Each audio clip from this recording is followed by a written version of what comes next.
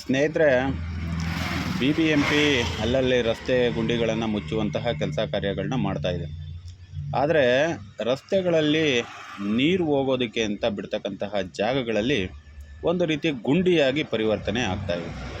ಇದು ಕಂಡು ಬಂದಿರತಕ್ಕಂಥದ್ದು ರಾಜಾಜಿನಗರದ ಲೂಲು ಮಾಲ್ಗೆ ಅಂಡರ್ಪಾಸ್ ಇದೆಯಲ್ಲ, ಆ ಜಾಗದಲ್ಲಿ. ಈ ಜಾಗದಲ್ಲಿ ಒಂದು ನೀರು ಹೋಗೋದಕ್ಕೆ ಅಂತ ಒಂದು ಲೈನ್ ಮಾಡಿದ್ದಾರೆ ಕಬ್ಬಿಣದ ರೇಖೆಗಳಲ್ಲಿ.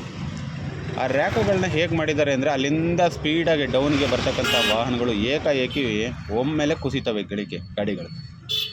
ಅಂಥ ಸಂದರ್ಭದಲ್ಲಿ ಹಿಂಬದಿ ಕೂತಿರ್ತಕ್ಕಂತಹ ಪ್ಯಾಸೆಂಜರ್ನ ಬೆನ್ನಿನ ಮೂಳೆಗಳೇನಾಗಬಹುದು ಮತ್ತು ಪ್ರತಿನಿತ್ಯವೂ ಇದೇ ರಸ್ತೆಯಲ್ಲಿ ವಾಹನವನ್ನು ಚಲಾವಣೆ ಮಾಡಿಕೊಂಡು ಓಡಾಡುವಂತಹ ನಮ್ಮ ಚಾಲಕ ಮಿತ್ರರ ಬೆನ್ನುಗಳು ಏನಾಗ್ಬೋದು ಅಂತಕ್ಕಂಥದ್ದಕ್ಕೊಂದು ದೊಡ್ಡ ಪ್ರಶ್ನೆಯಲ್ಲಿ ಕಾಡುತ್ತೆ.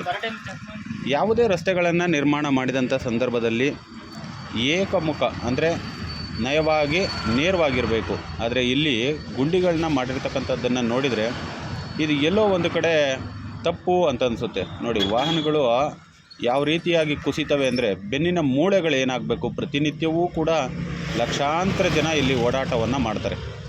ಆದರೆ ಎಲ್ಲರ ಆರೋಗ್ಯವನ್ನು ಕೂಡ ಗಮನದಲ್ಲಿಟ್ಟುಕೊಂಡು ರಸ್ತೆಗಳನ್ನು ನಿರ್ಮಾಣ ಮಾಡಬೇಕಲ್ವೇ?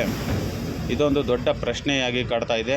ದಯವಿಟ್ಟು ಇದಕ್ಕೆ ಸಂಬಂಧಪಟ್ಟ ಗ್ರೇಟರ್ ಬೆಂಗಳೂರು ಅಥಾರಿಟಿಯ ವ್ಯಕ್ತಿಗಳು ಗಮನ ಹರಿಸಿ ಇದನ್ನು ಸೂಕ್ತವಾಗಿ ರೆಡಿ ಮಾಡಬೇಕು ಅಂತೇಳಿ ನಾನು ಮನವಿಯನ್ನು ಮಾಡ್ಕೊಳ್ತಾ ಇದ್ದೇನೆ.